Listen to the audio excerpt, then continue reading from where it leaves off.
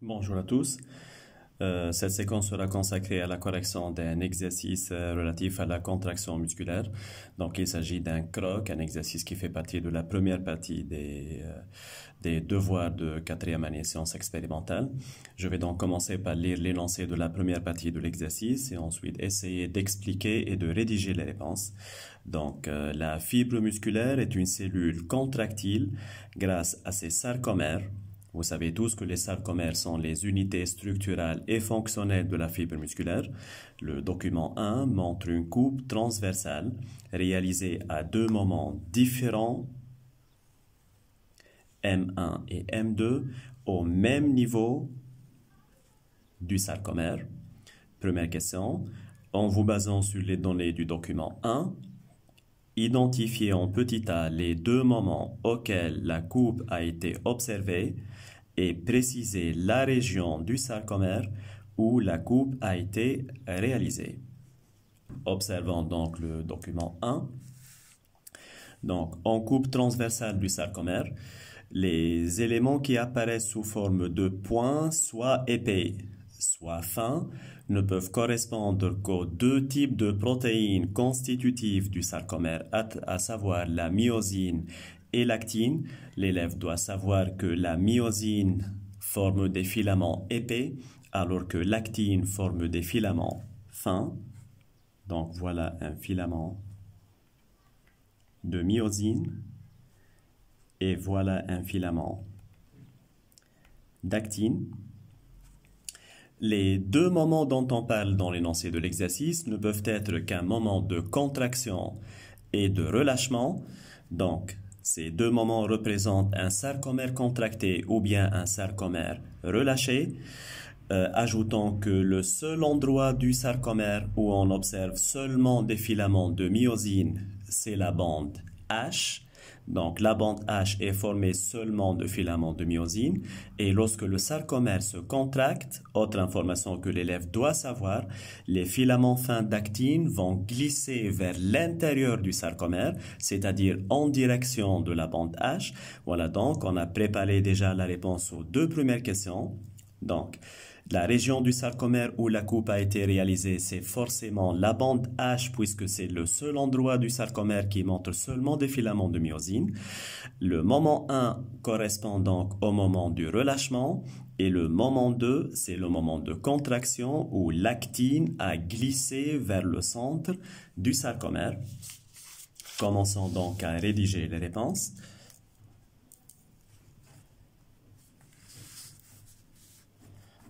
Donc, c'est la question 1.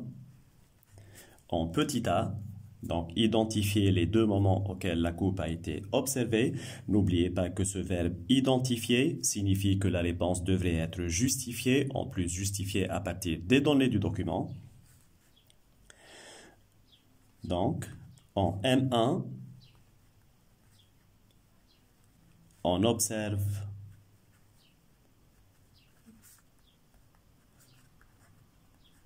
seulement des filaments ou bien des myofilaments de myosine épaisse, alors qu'en M2, on observe des filaments fins d'actine entre les filaments de myosine. Donc,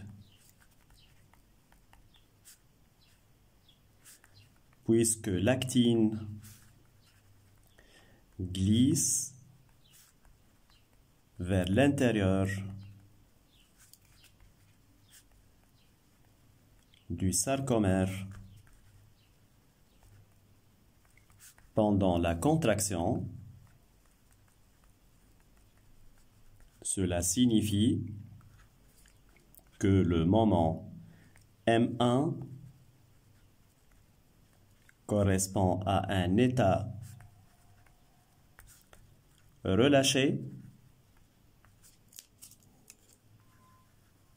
donc où la lactine n'a pas encore glissé vers le centre du sarcomère, alors que M2 correspond, bien sûr ici, le moment M1 et le moment M2 correspondent à un état contracté. Je conseille aux élèves de souligner ou bien de colorer les termes scientifiques clés, qui sont généralement les termes qui permettent à l'élève d'obtenir la note complète dans sa réponse. Donc, on a répondu à la question 1, on a identifié les deux moments, relâchement et contraction, auxquels la coupe a été observée. Passons à la question B. On demande de préciser la région du sarcomère où la coupe a été réalisée. J'ai déjà dit que le seul endroit, le seul espace du sarcomère où on observe seulement la myosine, c'est la bande H. Donc, disons que la coupe a été réalisée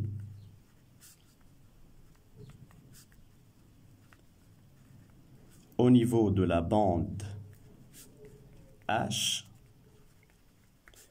qui renferme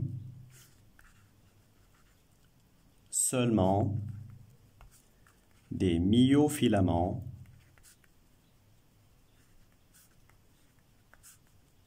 de myosine. Donc, je profite de l'occasion de cet exercice, de cette réponse, pour vous montrer rapidement la composition schématique, la structure schématique du sarcomère. Donc, c'est formé de deux types de filaments, les filaments fins d'actine, les filaments épais de myosine. Eh bien, la coupe de l'exercice a été réalisée au niveau de la bande H. Donc, lorsque le sarcomère est à l'état relâché, on observe seulement les myofilaments épais d'actine, ça correspond donc au moment M1, et lorsque le sarcomère se contracte, les filaments d'actine vont glisser vers le centre, donc ces filaments vont apparaître au niveau de la coupe en alternance avec les filaments de myosine et on obtient donc l'aspect du moment M2. On passe à la partie suivante de l'exercice. Donc, le sarcomère subit des modifications en passant d'un moment à l'autre. Le document 2 montre des résultats de mesure de la longueur des différentes régions du sarcomère pendant les deux moments M1 et M2 du document 1. Donc, on vous présente trois régions du sarcomère.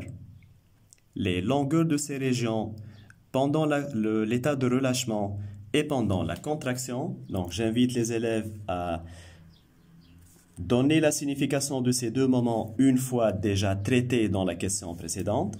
Donc, ne laissez pas l'énoncé longueur au moment M1, mettez longueur au moment du relâchement et longueur au moment de la contraction. Ainsi, les données seront plus faciles à analyser et à exploiter. Donc, on demande dans la question 2 de comparer les résultats des mesures au moment M1 et M2 en vue d'identifier les régions 1, 2 et 3. J'invite les élèves à réfléchir de manière raisonnée et ordonnée. Pensez d'abord à nommer les différentes régions du sarcomère. Donc, que renferme un sarcomère? Je reviens à cette schématisation simplifiée du sarcomère. Donc, un sarcomère renferme un double disque clair I, un demi-disque clair I et un demi-disque clair I, donc double parce qu'il y a deux demi-disques clair I, un disque sombre A et une bande H. Donc ces régions 1, 2 et 3 correspondent forcément soit à la bande H, soit au disque sombre A, soit à la moitié d'un disque clair I. Donc voyons la région 1. Au moment du relâchement et au moment de la contraction, la longueur de cette région est invariable, elle n'a pas changé. Donc, ça correspond forcément au disque sombre A. Donc, mettons les deux états du sarcomère l'un à côté de l'autre. Donc, état relâché, état contracté. Le disque sombre A garde la même longueur dans ces deux états. Donc, c'est une partie invariable du sarcomère. Donc, la région 1 correspond au disque A. Les régions 2 et 3 montrent toutes les deux un rétrécissement, un raccourcissement. Donc, jusqu'à cette donnée, on ne peut pas distinguer s'il s'agit de la bande H ou du demi-disque clair I, mais si vous regardez les valeurs de manière attentive, vous pouvez distinguer ces deux régions 2 et 3.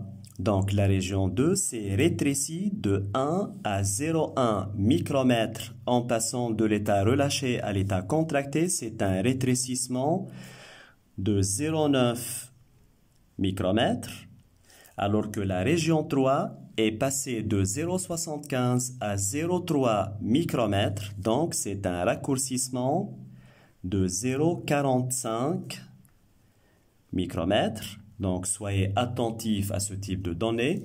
0,45 micromètre, c'est la moitié de 0,9 micromètre.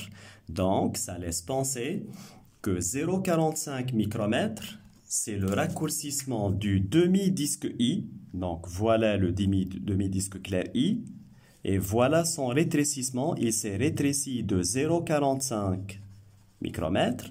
De l'autre côté, l'autre demi-disque clair I s'est aussi rétréci de 0,45 micromètre, de telle sorte que la bande H sera rétrécie de 0,45 et de 0,45 micromètres. Donc, au total, ça fait 0,9 micromètres. Donc, la région 2, qui a diminué d'une longueur de 1 à 0,1 micromètre, correspond à la bande H. Et la région 3, c'est un demi-disque clair I.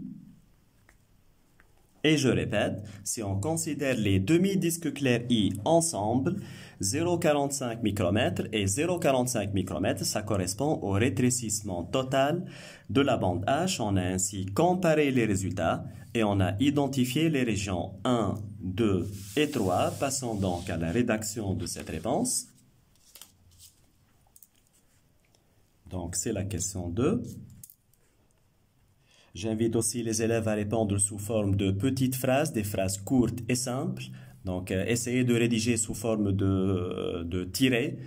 Évitez de faire des paragraphes longs avec beaucoup d'expressions complexes. Ça va vous faire perdre du temps, vous faire oublier des idées essentielles. Donc, deuxièmement, la région 1 reste invariable pendant la contraction, donc elle ne change pas de longueur. Il s'agit du disque sombre A. La région 2 s'est rétrécie de 0,9 micromètre, qui est le double du rétrécissement de la région 3. Donc, la région 2, c'est la bande H qui se rétrécit des deux côtés. Voilà donc les deux côtés. Donc la bande H se rétrécit d'une part et d'autre de 0,9 micromètre. Et la région 3, c'est un demi-disque I qui se rétrécit vers la bande H par glissement des myofilaments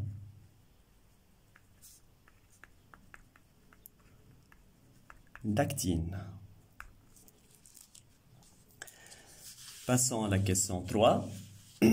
Donc, dans la question 3, on vous demande de représenter des schémas annotés correspondant à l'état du sarcomère au moment M1 et M2. Donc, qu'est-ce qu'on demande dans la question 3? De représenter avec légende complète le sarcomère à l'état relâché et le sarcomère à l'état contracté. Donc, n'oubliez pas de nommer dans votre légende les différentes parties du sarcomère, la moitié du disque I, le disque A, l'autre moitié d'un autre disque I, la bande H. Et faites attention à la légende du sarcomère contracté. Il faut mettre un demi-disque I raccourci, une bande H rétrécie, un disque A constant et ajouter à la fin sarcomère relâché et sarcomère contracté. Donc, je vous laisse le soin de chercher ce type de schéma dans vos cours, dans le manuel scolaire. Et passons à la question suivante. Donc, la question 4. La fibre musculaire possède 3 types d'enzymes ATPase remplissant des fonctions différentes. Reproduisez sur votre copie le tableau suivant et complétez-le par ce qui convient. Donc, je vais compléter le tableau sur la feuille elle-même. Quelles sont ces 3 ATPases différentes qui se trouvent dans la fibre musculaire? Bien sûr, la première ATPase qui vient à l'esprit, c'est la myosine ATPase.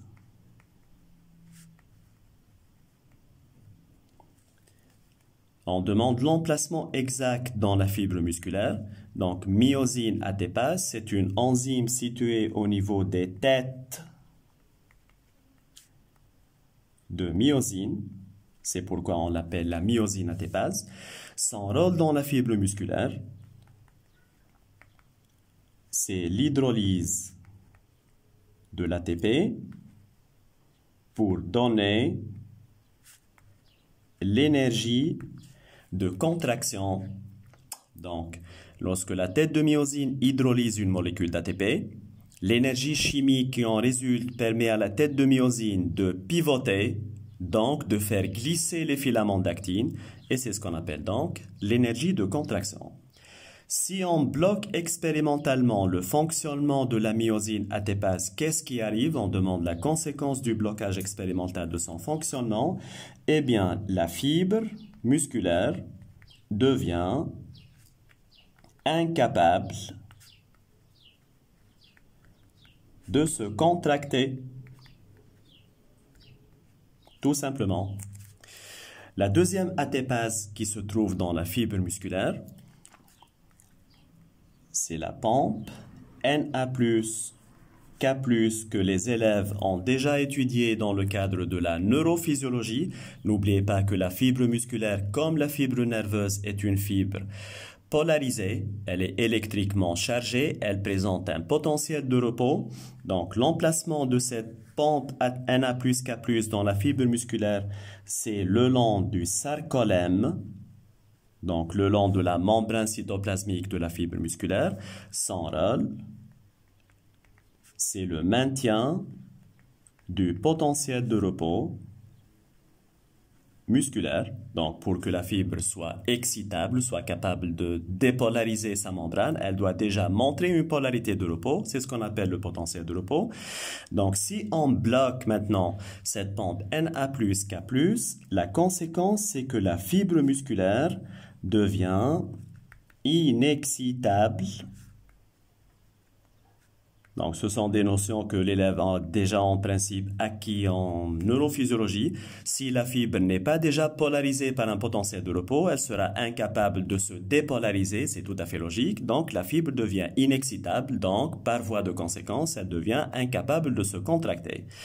La troisième ATPase qui se trouve dans la fibre musculaire, elle est moins connue par les élèves. C'est la pompe calcique. C'est une pompe à calcium. Où est-ce qu'elle se trouve? Eh bien, sur la membrane de la citerne à calcium. Donc, sur la membrane du réticulum sarcoplasmique qui constitue un stock de calcium obligatoire à la contraction. Quel est son rôle dans la fibre musculaire? Donc, cette pompe calcique permet de réabsorber, donc réabsorption du calcium pendant le relâchement. J'ouvre une petite parenthèse dans ce cadre. Donc, la membrane de la fibre, de la citerne à calcium renferme des canaux voltage dépendants à calcium qui s'ouvrent par passage du PAM, ce qui libère le calcium permettant la contraction. Et cette même membrane de la citerne renferme aussi des pompes qui permettent de recapturer de manière active ces ions calcium pour que la fibre musculaire revienne à l'état de relâchement. Donc la citerne libère le calcium par des CVD et le réabsorbe par la pompe calcique qui est aussi une ATPase. Si on bloque expérimentalement l'activité de cette ATPase, qu'est-ce qui va arriver? Eh bien, la fibre se bloque en contraction.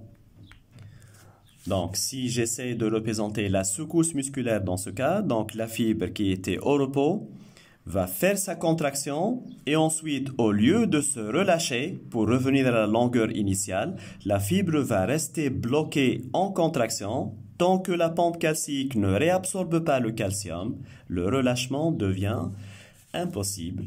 Voilà donc pour cet exercice de contraction musculaire. Merci d'avoir suivi attentivement cette correction et attendez-moi dans d'autres séquences où on va corriger d'autres exercices concernant d'autres parties du programme.